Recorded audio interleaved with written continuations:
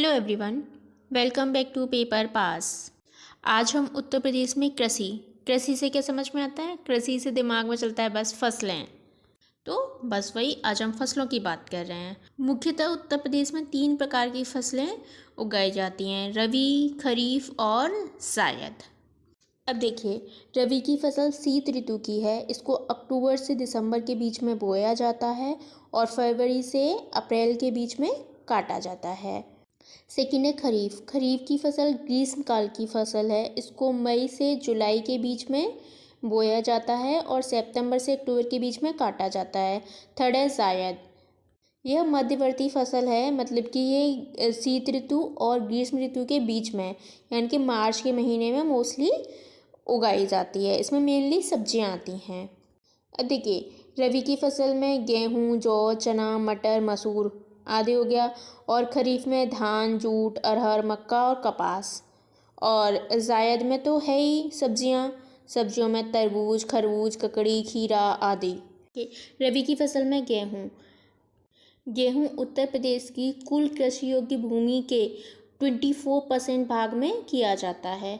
ये मोस्टली सभी क्षेत्रों में किया जाता है, केवल उत्तरी पर्वतीय व दक्षिणी पठारीय क्षेत्र को छोड़ करके। गेहूं की उत्पादकता में उत्तर प्रदेश प्रथम स्थान पर आता है। इसके लिए वर्षा 50 सेंटीमीटर से 75 सेंटीमीटर की आवश्यकता होती है और बुआई 10 डिग्री सेंटीग्रेड से 15 डिग्री सेंटीग्रेड के मध्य हो जाती है। इतना टेम्परेचर होगा तो उसकी बुआई हो जाएगी। सर्वाधिक उत्पादकता गंगा यमुना के दोआबी क्षेत्र में की जाती है, जिसमें महत्वपूर्ण जिले हैं मेरठ, बुलंदशहर, सहारनपुर, अलीगढ़, मथुरा, मुजफ्फरनगर, मुरादाबाद, कानपुर, फर्रुखाबाद, इटावा आदि।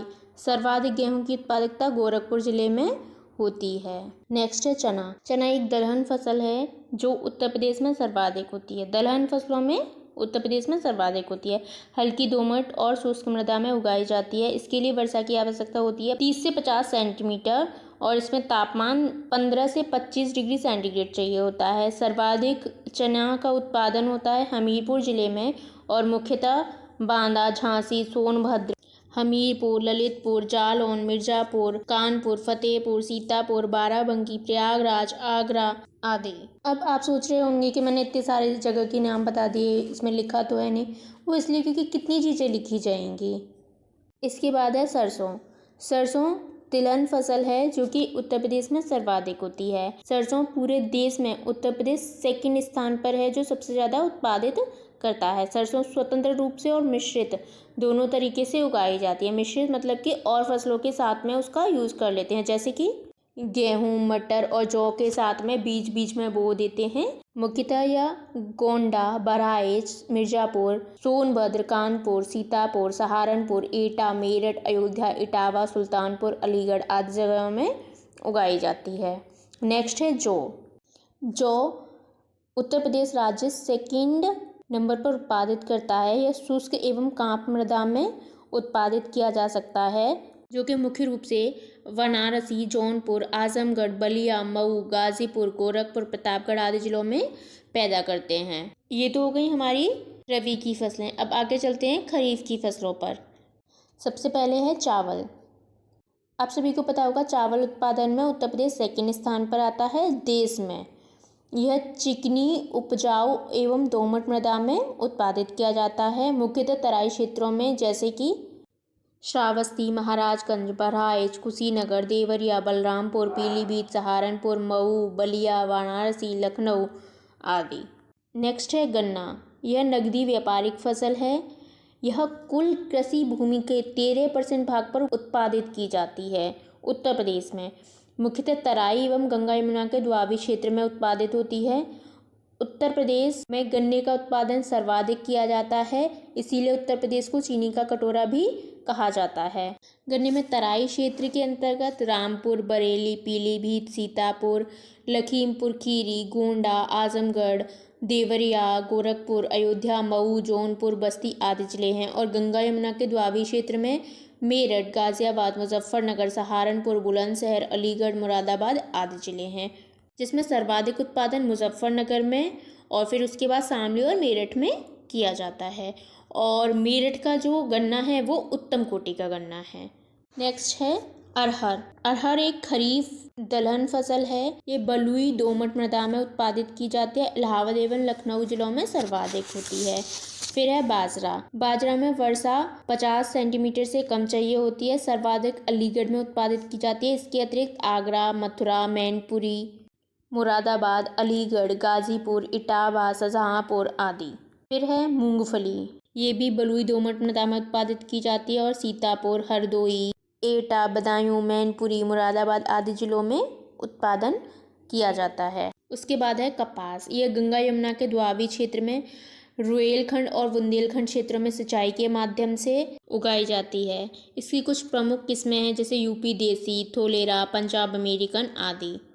प्रदेश में कपास की खेती बसीम, तोरिया, मूंग, मेथी के साथ भी की जाती है। मुख्य जिले हैं सहारनपुर, मुजफ्फरनगर, मेरठ, गाजियाबाद, बुलंदशहर, अलीगढ़, आगरा, फिरोजाबाद, रामपुर, बरेली, मुरादाबाद, मथुरा, मैनपुरी, फर्रुखाबाद आदि। उसके बाद है तम्बाकू। तम्बाकू एक वाणिज्यिक फसल है जो वाराणसी, मेरठ और मैनपुरी आदि जिलों में की जाती है। उसके बाद है मक्का। मक्का उत्पादन में भारत में उत्तर प्रदेश 3rd स्थान पर आता है। इसके लिए अत्यधिक वर्षा वाले क्षेत्रों की आवश्यकता होती है जैसे कि बुलंदशहर, फर्रुखाबाद, गोंडा, एटा, जौनपुर, फिरोजाबाद, मैनपुरी आदि। इसके बाद है जायद की फसल। जायद की फसल में सबसे पहले बात करेंगे तरबूज और खरबूज की। लिए उच्च तापमान, बलुई मृदा और उसके साथ साथ अनुकूल दशाओं की ज़रूरत होती है। अम्लीय भूभाग में आसानी से उगाया जा सकता है। मुख्यतः गंगा, गोमती, सरयू नदी घाटी के क्षेत्रों में उगाई जाती है। ऊषा रसराज खरबूजा की एक उन्नत किस्म है।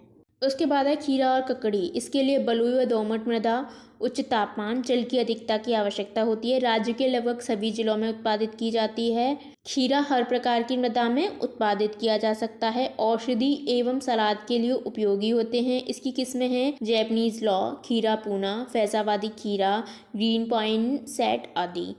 फिर है मूंग और लोबिया। इसका उपयोग दाल व पशु चारे दोनों में किया जाता है। किसी भी मौसम में उगाई जा सकती है। नाइट्रोजन की मात्रा इसमें सर्वाधिक होती है क्योंकि इसकी जड़ों में राइजोबियम जीवाणु पाया जाता है। दोमट मृदा में भी हो सकता है और सभी जिलों में उत्पादित किया जाता है। उत्तर प्रदेश के लगभग वर्षा कम होती है तब भी को उत्पादित करना संभव है। इसकी किस्में हैं टाइप 44, पूसा, बैसाखी, मोहिनी, जवाहर आदि। ये तो हो गई हमारी फसलें। अब हम आगे की वीडियो में देख लेंगे कि इन फसलों का खाद्यान्न में कितना योगदान है। फिर उसके बाद कृषि का वाणिज्यीकरण देखेंगे, व्यापार देखेंगे, व्यवसाय देखेंगे। इसी तरीके से पढ़ते पढ़ते पूरा पढ़ लेंगे। आज के लिए बस इतना ही। मिलते हैं नेक्स्ट वीडियो में। Thank you so much.